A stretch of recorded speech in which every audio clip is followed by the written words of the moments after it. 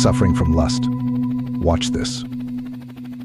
In the battle with the passion of lust, there are a number of strategies, a number of ways we need to think if our battle is to be successful.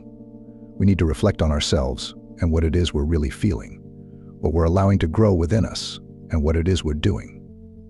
Many times people will excuse their lust, their passion, by blaming the women that they see in the street, or they wear clothes that are so different to the person that they dress inappropriately. It's the summertime, look at their dressing. Do we not hear in this excuse the voice of Adam when he said, "The woman that you gave me, she led me to sin"? We must take responsibility for our lust, for our passion, for the things that we do which might go blaming others. When we confess, we're told never to confess the sins of others. It is always our own sins that we confess. So what kind of confession is this when we say, "But it's death, look how they dress"? And we must ask ourselves, if my mother, my sister, my daughter were to dress in this way, would it evoke these kinds of passions within me? Hopefully most people would respond, of course not. Why then? Because already we feel differently towards these women than the women that we are allowing lust and the passion to overcome us towards. Why? Because we love these people. We love these people truly, our sisters, our mothers, our daughters. We already carry in our hearts love for them. And when we allow lust to overcome us towards some stranger, or even somebody we know, then it is a lack of love in our hearts. We must recognize it as a complete lack of love to turn somebody into the object of our lust. And we must repent of this, recognize that our hearts are unloving. We need to change how we feel towards everyone, how it is that our hearts are experiencing other people. Is it love that we are allowing to grow within us? Is it the love of Christ, or is it something different? And are we feeding this lust and this passion?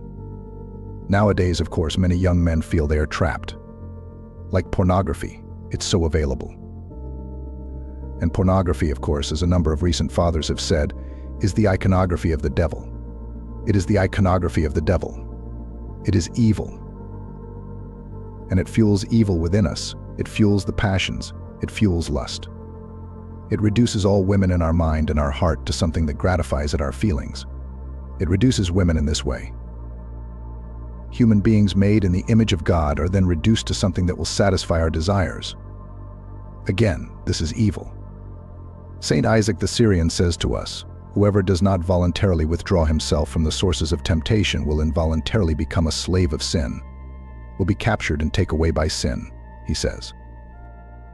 So let us look at what Saint Isaac the Syrian is saying here, that if we do not voluntarily, if we do not choose to deny ourselves, to turn away from those things we know stir up the passions within us, then involuntarily, against our choice, we will be dragged away by sin.